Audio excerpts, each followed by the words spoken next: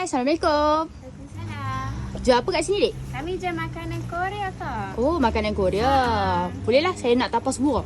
Tapas semua. Ha.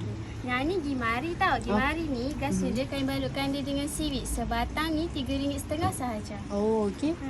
Untuk yang ni pula, yang ni nama dia gochu. Cabai hijau kami sumbat dalam dia ada daging. Oh, Harga dia daging. RM2.50 satu pieces. Mhm. Untuk mandu ni pula dia dumpling inti daging tau.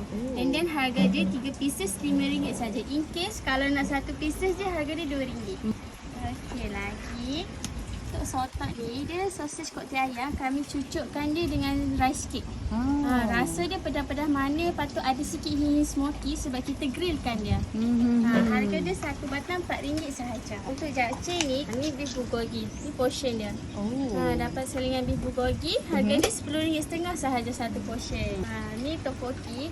Harga dia satu bowl ni RM8.50 sahaja. Akan dapat 8 rice cake dan 4 fish cake. Sini buka setiap hari kecuali hari Selasa.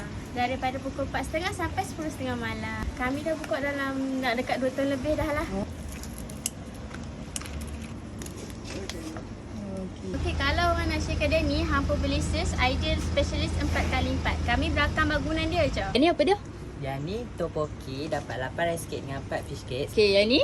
Yang ni japchae dengan daging bulgogi. Ni sotot. Okey, yang ni? Yang ni pula gimaris, gochu, mandu. Okey, terima kasih. Sama.